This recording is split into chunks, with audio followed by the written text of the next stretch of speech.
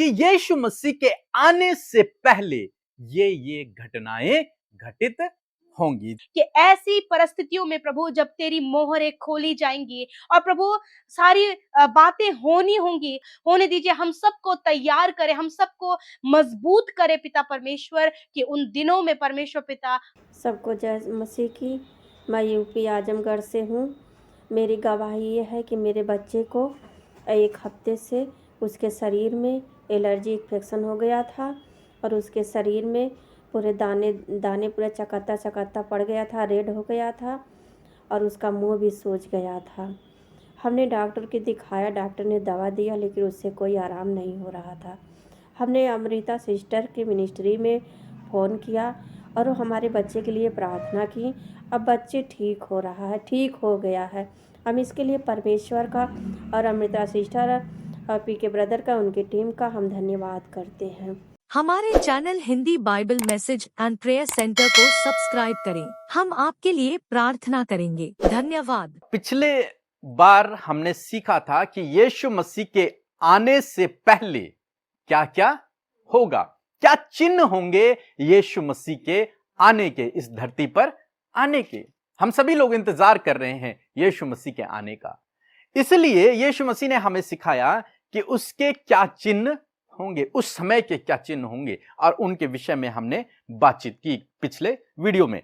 और इस बार हम लोग देखेंगे कि यीशु मसीह जब आएंगे उससे पहले, यीशु मसीह के आने से पहले क्या क्या होगा, उसी से रिलेटेड है। बस थोड़ा सा हम इसको और अच्छे से डिफाइन करने की कोशिश करेंगे कि अक्सर हम लोग क्या सोचते हैं कि यीशु मसीह आएंगे, यीशु मसीह हमें बादलों पे दिखाई देंगे और हम उनके साथ में उठा लिए जाएंगे, और ऐसा लगता है कि जैसे कल ही ये काम हो जाएगा। हम कहते भी हैं कि यीशु मसीह आने वाले हैं, हमें नहीं पता यीशु मसीह शाम को आ जाएंगे, कल आ जाएंगे, सुबह आ जाएंगे, कब आएंगे नहीं पता। लेकिन यीशु मसीह ने अपने आने से पहले कुछ बातों को स्पष्ट किया कि मैं कब आऊंगा।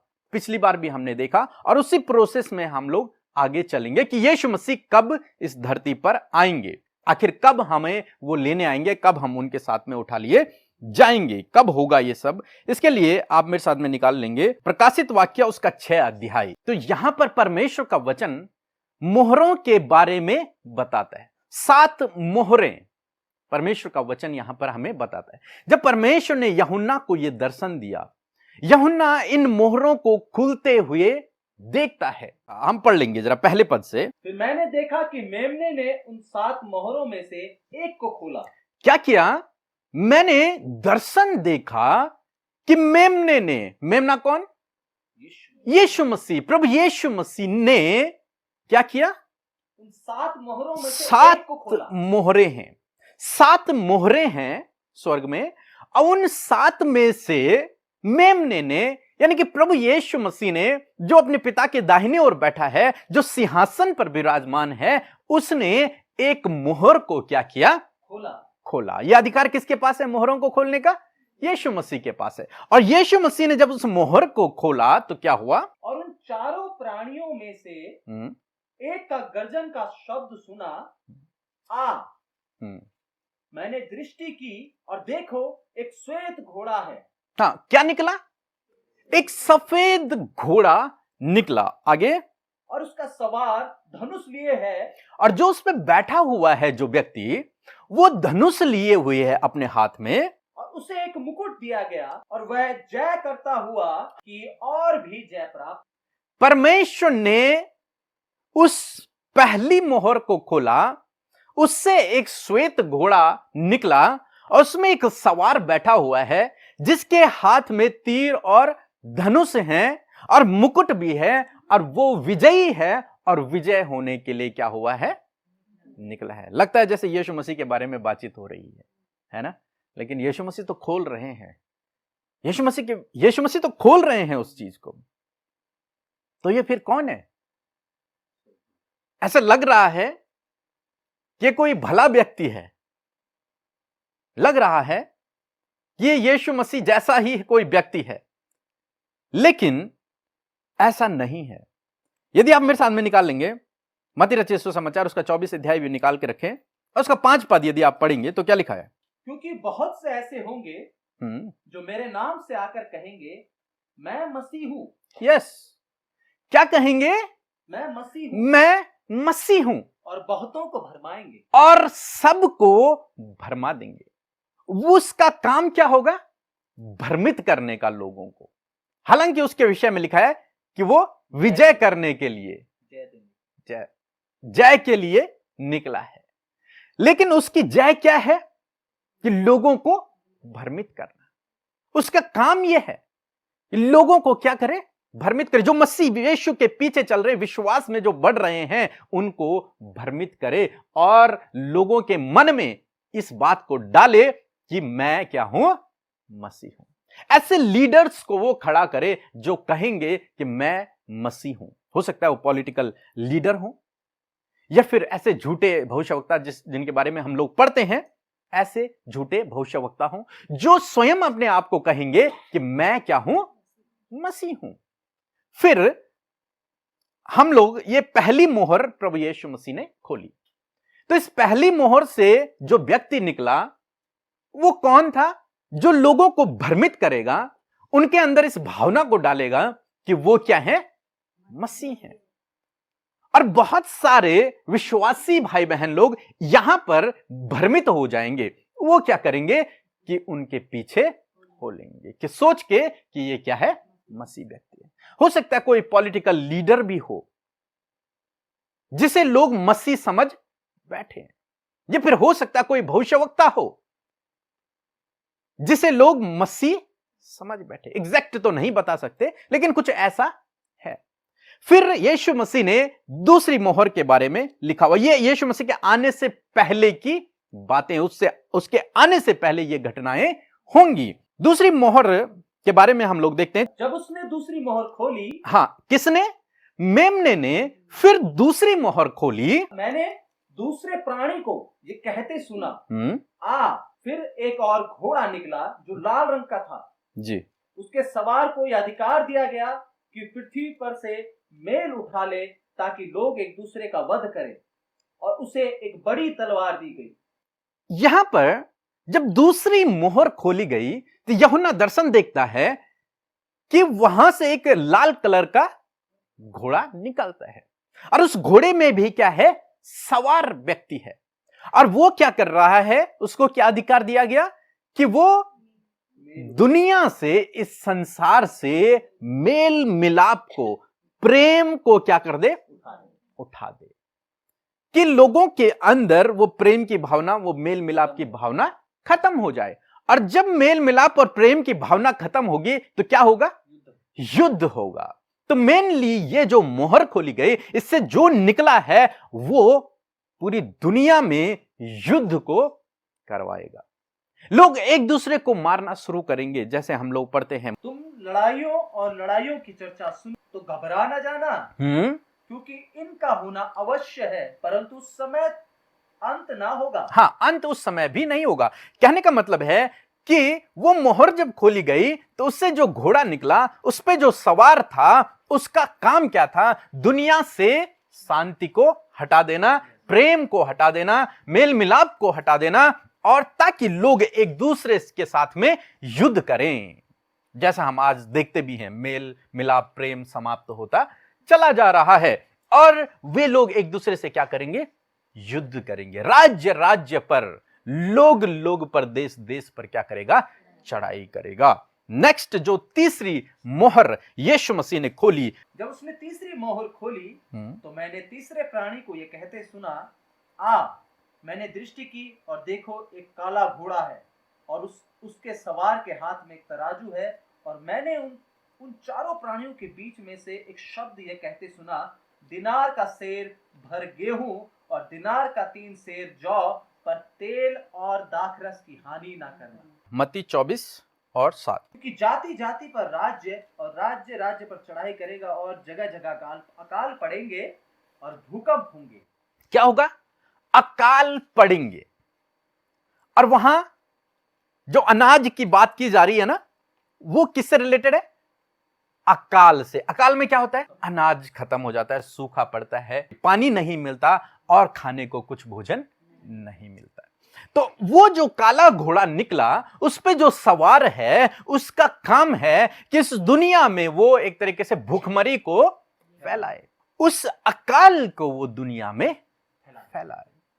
नेक्स्ट, जो चौथी मोहर प्रभु यीशु मसीह ने खोली, उसके विषय में हम लोग देखेंगे। जब उसने चौथी मोहर खोली तो मैंने चौथे प्राणी का शब्द ये कहते सुना, आ। और मैंने दृष्टि की और देखो एक पीला सा घोड़ा है और उसके सवार का नाम मृत्यु है और अधोलोक उसके पीछे पीछे है और उन्हें पृथ्वी की 1/4 पर यह अधिकार दिया गया कि तलवार और अकाल और मरी और पृथ्वी के वन पशुओं के द्वारा लोगों को मार डाले। अब ये जो मोहर खोली प्रभु यीशु मसीह ने, वहां से एक पीला घोड़ा निकला और उसका काम था मृत्यु को पूरे संसार में फैलाना। लिखा है कि उसके पीछे अधोलोक था। उसका काम था कि जो युद्ध हो रहे हैं, इससे पहले जो हमने पढ़ा युद्ध, इससे पहले जो हमने पढ़ा भूखमरी, अकाल और फिर महामारियां, अनेक प्रकार की बीमारियों को फैलाना और उसके द्वारा लोगों की मृत्यु करना। जानवर इंसानों को मारेंगे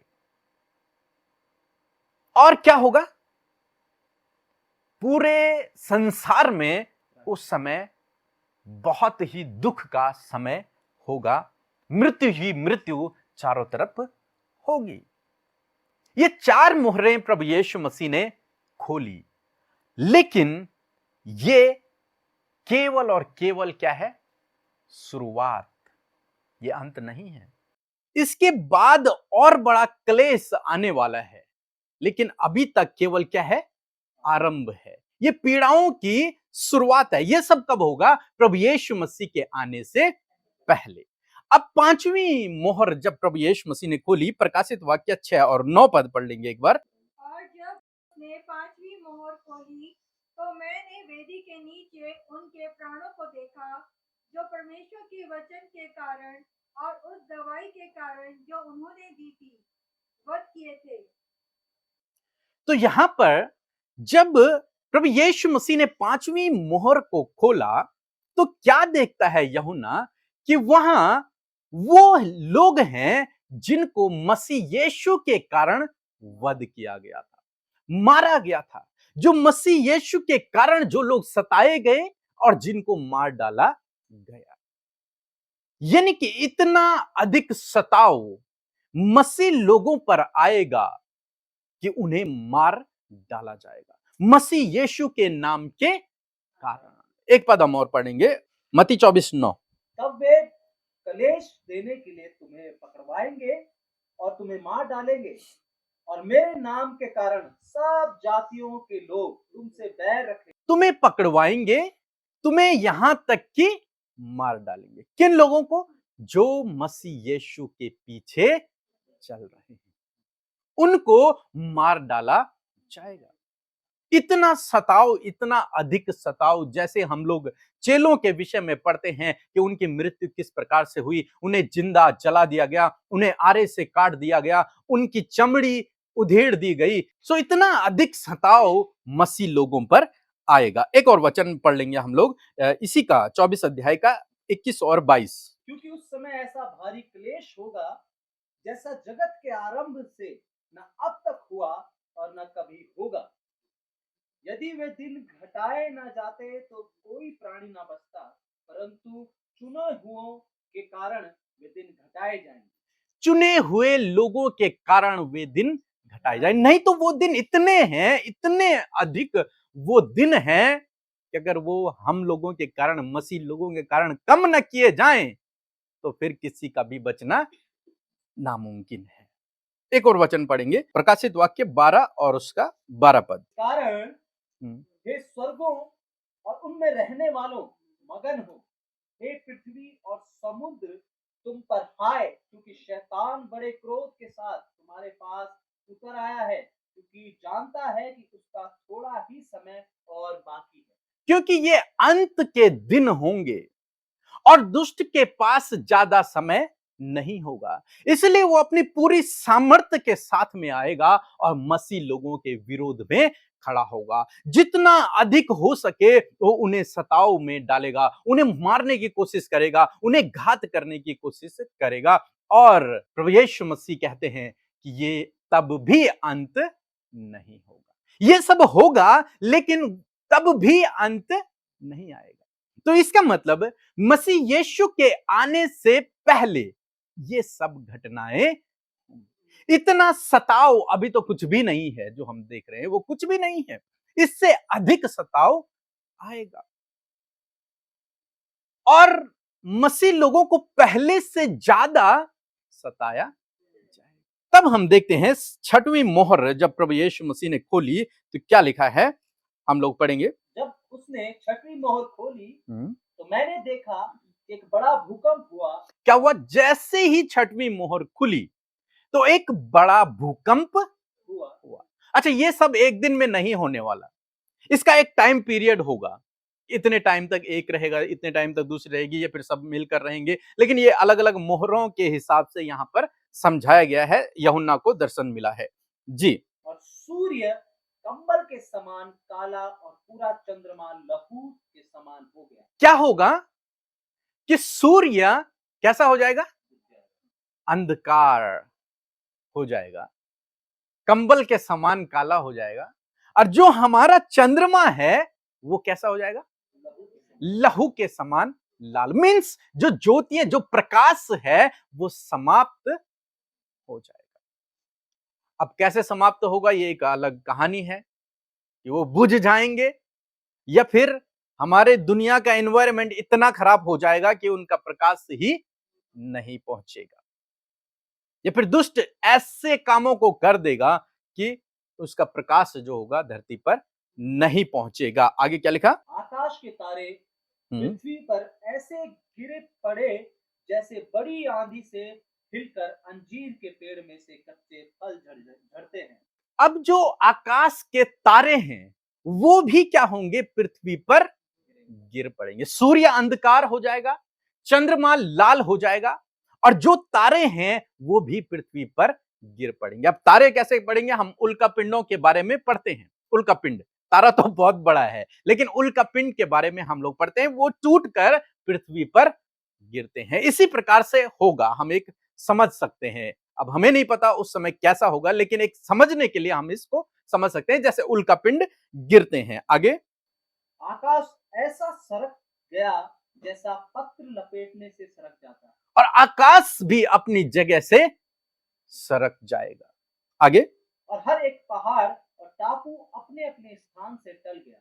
जो पहाड़ हैं जो हमेशा स्थिर रहते हैं वो भी अपनी जगह से हिल जाएंगे, खिसक जाएंगे, इधर उधर हो जाएंगे। आगे, तब पृथ्वी के राजा और प्रधान और सरदार और धनवान और सामर्थी लोग और हर एक दास और हर एक स्वतंत्र पहाड़ों के खोहों में और चट्टानों में जा छिपेंगे। पहाड़ों और चट्टानों से कहने लगे, हम पर गिर पड़ो और हमें उसके मुंह से जो सिंहासन पर बैठा है और मेमने के प्रकोप से छिपा लो, क्योंकि उनके प्रकोप का भयानक दिन आ पहुंचा है जी। कौन ठहर सकता है? हाँ, यहां पर यीशु मसीह के सेकंड आगमन के बारे में बातचीत हो गई, लेकिन उससे पहले ये घटनाएं हो रही। तारे टूट पड़ेंगे, चांद लाल हो जाएगा, सूर्य अंधकार हो जाएगा, मसीह लोगों को सताया जाएगा बहुत अधिक, और उल्का पिंड पृथ्वी पर गिरेंगे, पहाड़ अपनी जगह से हिल जाएंगे, बहुत कुछ होगा, बड़े बड़े भूकंप होंगे, और लोग कहेंगे कि पहाड़ों को हमें मार दो। इसके क्रोध में पड़ने से अच्छा है कि हम खुद ही मर जाएं। लोग मृत्यु को मांगेंगे, एक जगह लिखा, लोग मृत्यु को मांगेंगे लेकिन उन्हें मृत्यु नहीं मिलेगी। जब ये घटनाएं होंगी, जब ये घटनाएं होंगी तब यीशु मसीह का आना होगा। इनमें से कुछ घटनाएं अभी होनी बाकी हैं और कुछ घटनाएं हो रही हैं, कुछ घटनाएं हो चुकी हैं। तब यीशु मसीह का आना होगा। युद्ध होंगे बड़े बड़े, वो मोहरें जो खोली गई हैं उनसे ही वो निकलेंगे जो युद्ध करवाएंगे, जो अशांति को फैलाएंगे, जो महामारियों को फैलाएंगे, जो बीमारियों को फैलाएंगे। इंसान परमाणु बम बना रखे हैं इंसान ने, वो एक दूसरे पर डालना शुरू करेंगे। ऐसे दिन आएंगे आने वाले समय में, और तब लिखा है कि मसीह का आगमन होगा। हम लोग पढ़ेंगे मत्ती 24 उसका 30 और 31 पद। तब मनुष्य के पुत्र का चिन्ह आकाश में दिखाई देगा, और तब पृथ्वी के सब कुलों के लोग छाती पीटेंगे, और मनुष्य के पुत्र को बड़ी सामर्थ्य और ऐश्वर्य के साथ आकाश के बादलों पर आते देखेंगे। तब क्या होगा कि आकाश में क्या होगा? यीशु मसीह को आते देखेंगे। यीशु मसीह को आते हुए। कैसे आएगा यीशु मसीह? बादलों में और अपने ऐश्वर्य के साथ में, पूर्ण सेना के साथ में। उसके साथ में स्वर्गदूत भी होंगे, जो तुरहियों के विषय में हम लोग पढ़ते हैं, आने वाले दिनों में हम लोग सीखेंगे। यीशु मसीह के साथ में होंगे, और वो हमें कहां दिखाई देंगे? बादलों पर। ऐसे आसमान में हमें यीशु मसीह, उसकी सेना, उसका सिंहासन सब दिखाई देगा। वो किसी से छुपी हुई वो बात नहीं होगी, वो सब पर प्रकट होगी, सब उसे आते देखेंगे। और तब जो दुनिया के लोग होंगे वो छाती पीटेंगे। आगे क्या लिखा? 31 पद। वह तुरही के बड़े शब्द के साथ अपने दूतों को भेजेगा, और वे आकाश के इस छोर से उस छोर तक चारों दिशाओं से उसके चुने हुओं को इकट्ठा करेगा। और वो दूत जिन्हें यीशु मसीह भेजेगा, वो आकाश के इस छोर से दूसरी छोर तक पूरी दुनिया से मसीह लोगों को, अपने चुने हुए लोगों को क्या करेगा? इकट्ठा करेगा। इसके बाद रैप्चर की बात आती है, इसके बाद रिजरेक्शन की बात आती है, वो हम आने वाले दिनों में सीखेंगे। लेकिन अभी के लिए इतना। एक और पद हम लोग पढ़ लेंगे, दानियल की किताब उसका 7 अध्याय और 13 पद। मैंने रात में स्वप्न देखा, और देखो मनुष्य के संतान का कोई आकाश के बादलों समेत आ रहा था। दानियल भी इस दर्शन का जिक्र करता है कि उसने यीशु मसीह को बादलों में आते हुए देखा। तो हम लोग देख रहे हैं कि यीशु मसीह के आने से पहले ये घटनाएं घटित होंगी। क्या देखा हमने? कि ऐसे लोग खड़े हो जाएंगे जो कहेंगे हम मसीह हैं, मैं मसीह हूं। सब लोग उसको फॉलो करना शुरू कर देंगे। फिर क्या होगा कि लड़ाइयां होंगी, एक दूसरे को लोग मारेंगे, प्रेम नहीं रहेगा, मेल मिलाप नहीं रहेगा। फिर क्या होगा कि बहुत सारी महामारियां, बीमारियां, अकाल पड़ेंगे। ये तो केवल क्या होगा? पीड़ाओं का आरंभ होगा। उसके बाद जब 5वीं मोहर खोली गई तो तब होगा सताव। क्या होगा? सताव। मसीह लोगों के ऊपर सताव। उन्हें मार डाला जाएगा, उन्हें जिंदा जलाया जाएगा, उनके साथ में दुर्व्यवहार किया जाएगा, जैसे आज भी देख रहे हैं और आने वाले दिनों में और अधिक होगा। क्योंकि बाइबल इस बात को स्पष्ट कर रही है। इस बात से हम लोग बच नहीं सकते, और यदि विरोधी लोग कर भी रहे हैं तो वो भी बाइबल में लिखा हुआ है, उसी के अनुसार कर रहे हैं। ठीक है। उसके बाद वो उन दिनों क्या होगा? शैतान अपने पूरे जोरों शोरों से काम करेगा, पूरी पावर के साथ में वो काम करेगा, क्योंकि उसे भी पता है कि उसके पास अब कम समय बाकी है। उसे पता चल गया कि यीशु मसीह का आना अब क्या है? निकट है। इसलिए वो जितना गलत काम कर सकता है वो करवाएगा। फिर 6वीं मोहर खोली जाएगी, और 6वीं मोहर में क्या होगा? एक बड़ा भूकंप होगा।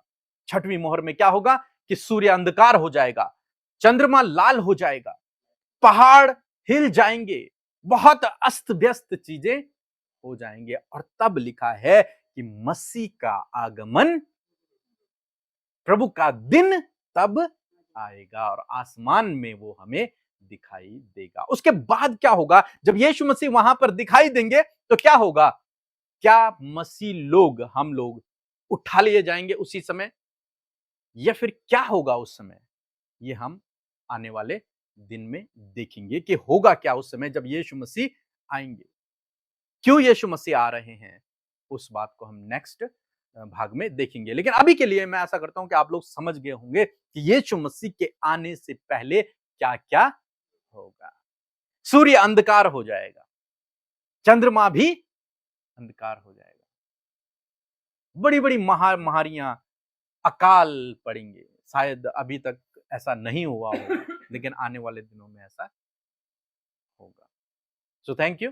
प्रभु आपको इस वचन के द्वारा बहुत आशीष दे। इन परमेश्वर के वचनों को अपने घर पर लगा लें और दिन रात इन पर मनन करें, तो परमेश्वर आपको आशीषित करेंगे। यदि आप इन वचनों को फ्रेम में चाहते हैं तो इस नंबर पर कांटेक्ट करें 8077007695। धन्यवाद। आइए हम सब मिलकर प्रार्थना करेंगे। जो वचन हमने सुना है, सीखा है, समझा है और परमेश्वर ने जो बातचीत की है, मैं आशा करती हूँ कि सब उस बात के लिए तैयार हैं और तैयार हो रहे हैं और उसका आत्मा हम सबको तैयार कर रहा है। सो आइए मिलकर हम प्रार्थना करें। Hallelujah, hallelujah, hallelujah. धन्यवाद, धन्यवाद, धन्यवाद करते हैं स्वर्ग में विराजमान हमारे अति पवित्र परमेश्वर। हम आपका धन्यवाद करते पिता कि आप सिंहासन पर विराजमान है पिता, और हम सब पर तेरी दृष्टि लगी है प्रभु। हम सब तेरे बेटे और बेटियां हैं। तूने अपने लहू के दाम देकर प्रभु हमें खरीदा है पिता, और अपने लिए अलग किया है प्रभु। धन्यवाद प्रभु, हम वो लोग हैं प्रभु जो सौभाग्यशाली हैं खुदावन, क्योंकि पिता तूने प्रभु हम सबको अपना बनाया और अपना चुनकर अपना बेटा और बेटी प्रभु हमें औदा दिया है प्रभु। इस औदे के लिए तेरा धन्यवाद परमेश्वर, उस लहू के लिए धन्यवाद जो लहू के द्वारा प्रभु तूने हम सबको अपना बना लिया परमेश्वर। पिता आज प्रभु जो शिक्षा प्रभु हमने तेरे वचन के द्वारा पाई है प्रभु, कि तेरे आने से पहले प्रभु क्या क्या बातें होनी है प्रभु, मैं प्रार्थना करती हूँ प्रभु इन बातों को सुनकर प्रभु यीशु कोई भी घबराए ना पिता, कोई भी किसी का भी हृदय कच्चा ना हो पिता, कोई भी प्रभु डर कर उन बातों के लिए प्रभु चिंतित ना होने पाए पिता, क्योंकि प्रभु जिससे तूने अपने लिए अलग किया है प्रभु वचन कहता है कि उन्हें तेरे हाथ से कोई नहीं छीन सकता। मेरे परमेश्वर पिता, मैं दुआ करती हूँ कि ऐसी परिस्थितियों में प्रभु जब तेरी मोहरें खोली जाएंगी और प्रभु सारी बातें होनी होंगी, तो प्रभु मैं जानती हूँ कि तूने अपना सहायक जो अपने लोगों को दिया है वो उस समय प्रभु उन्हें मजबूत, दृढ़ और सामर्थी बनाएगा परमेश्वर पिता। होने दीजिए हम सबको तैयार करे, हम सबको मजबूत करे पिता परमेश्वर, कि उन दिनों में परमेश्वर पिता हम तेरे वचन जो हमें बताए गए हैं उन्हें थाम कर आगे बढ़ सके पिता परमेश्वर। पिता हर एक सताव, हर एक मुश्किलों से होकर प्रभु हम खरे निकलकर तेरे उस राज्य में तेरे साथ प्रवेश करने पाए जिसको देने के लिए तू आने वाला है पिता। मेरे परमेश्वर मैं दुआ करती हूँ प्रभु इस समय प्रभु हम पूरी टीम मिलकर प्रभु उन लोगों के लिए प्रार्थना करते हैं जो इस प्रार्थना को सुन रहे, जिन्होंने आज वचन सुना है और प्रार्थना में हमारे साथ शामिल है। मैं दुआ करती हूँ कि आज वो जिस भी प्रॉब्लम को लेकर बैठे हैं प्रभु यीशु मसीह उन प्रॉब्लम्स को यीशु नासरी के नाम से हम उनके जीवन से दूर करते पिता। प्यारे परमेश्वर प्रभु तेरे और नजदीकी और तेरे और करीबी में बढ़ने में उन्हें सहायता करे प्रभु। इनके पारिवारिक समस्याएं, इनके जीवनों के हालात प्रभु, इनके बच्चों की परिस्थितियां यीशु तेरे नाम से बदल जाए मेरे खुदावन। ये नाम जो सबसे ऊंचा और सब नामों में सबसे महान है प्रभु, हम इस्तेमाल करते हैं इनकी प्रॉब्लम्स के विरोध में, इनके बीमारी के विरोध में, इनके कर्जे के विरोध में, इनके बच्चों को डिस्ट्रॉय करने के विरोध में। हम उन वचनों की घोषणा करते हैं पिता जो तेरे लोगों को सिक्योर करती है प्रभु। हम उन वचनों पर खड़े हैं जो वचन तूने अपने लोगों के लिए वायदे और जो प्रॉमिस तूने किए हैं उनको लेकर प्रभु हम प्रॉब्लम्स के आगे खड़े हैं खुदा। और मैं धन्यवाद करती हूँ कि तूने सामर्थ अपने वचनों के द्वारा अपने बेटे बेटियों में भर दिया पिता। प्रभु हर एक कर्जा, हर एक प्रॉब्लम, हर प्रकार का डिस्टर्बेंस, हर प्रकार की ऐसी बातें जो तुझसे दूर करती है उनके ऊपर तेरे लोग वचन लेकर प्रभुता कर रहे हैं पिता, और प्रभु उन पर वो जयवंत है मेरे प्रभु जी। Thank you father. यदि दुष्ट आत्माएं इन्हें परेशान करती है तो उन दुष्ट आत्माओं के ऊपर हम अधिकार रखते हैं, उन्हें बांधते हैं मत्ती 18 आयत के अनुसार, और कहते हैं कि प्रभु यीशु के नाम से प्रभु जिस प्रकार हमने उन्हें पृथ्वी पर बांधा है वो आत्मिक जगत में बंधी है, और अथाह कुंड में जाने की आज्ञा हम उन्हें देते हैं पिता। Thank you father Lord. धन्यवाद करते पिता इस समय जितने लोग बीमार हैं यीशु नासरी के नाम से प्रभु बीमारियों से आजाद होने पाए पिता, शारीरिक दुर्बलताओं से आजाद होने पाए पिता। जो भी दर्द तकलीफ घाव लेकर वो बैठे हैं, इसी वक्त प्रभु तेरा वचन कहता है मैं तेरा इलाज करके तेरे घावों को चंगा करूंगा। इस वचन को प्रोक्लेम करते हैं और कहते हैं वो घाव, वो चोट, वो दर्द दूर हो जाए। तेरा वचन कहता है निश्चय मैंने तुम्हारे रोगों को सह लिया, तुम्हारे दुखों को उठा लिया। प्रभु आज इस वचन पर तेरे लोग खड़े होकर उन बीमारियों पर विजय पाए, उन बीमारी, उन दर्द तकलीफों पर जयवंत होने पाए पिता, क्योंकि तूने ये सामर्थ्य वचन उन्हें दिया है मेडिसिन के रूप में मेरे पिता। थैंक यू यीशु, आपका धन्यवाद। और जितनों ने तेरे वचन को सुना है प्रभु यीशु मसीह, कोई भी भरमाए ना जाए, कोई भी प्रभु प्रॉब्लम्स में पिता लड़खड़ाए नहीं पिता, गिरे नहीं, वरन प्रभु तेरे वचनों की सामर्थ को लेकर प्रभु ढाढ़स बांध कर वो खड़े रहे मेरे पिता, और हर एक प्रॉब्लम में अनुग्रह के सिंहासन के समीप वो दौड़ने पाए पिता, ताकि पिता उन्हें सहारा, उन्हें छुटकारा, उन्हें चंगाई, उन्हें बड़े बड़े काम उनके जीवन में तेरे द्वारा होने पाए पिता। थैंक यू फादर, वचन में, प्रार्थना में, संगति में निरंतर अपने लोगों को मजबूत करे मेरे पिता। और धन्यवाद, जैसे कि ये बचाए गए हैं, इनके द्वारा और भी आत्माएं तेरे राज्य में बचाई जाए पिता। हर एक वो जन जो तेरे नाम में चुना गया है, उन तक तेरा वचन पहुंचे पिता। धन्यवाद करते हैं, सब कुछ हम आपके हाथों में देते हैं। जो आपके राज्य में बोते हैं, सेवकाई में हमारे साथ शामिल होते हैं, निरंतर प्रार्थनाओं में शामिल हो रहे हैं, हर एक जन को तेरे नाम से ब्लेस करते हैं पिता। यदि आज कोई भी मुश्किल लेकर ये बैठे हैं, यीशु के नाम से आसान होने पाए पिता। धन्यवाद करते हैं कि आपने हम सब की विनती प्रार्थनाओं को सुना, उत्तर हाँ आमीन में दिया। हम धन्यवाद करते हैं, सारी बातों में आदर, महिमा, जलाल आपको देते हुए प्रार्थना सामर्थ्य यीशु मसीह के नाम से मांगते हैं। आमीन, आमीन और आमीन।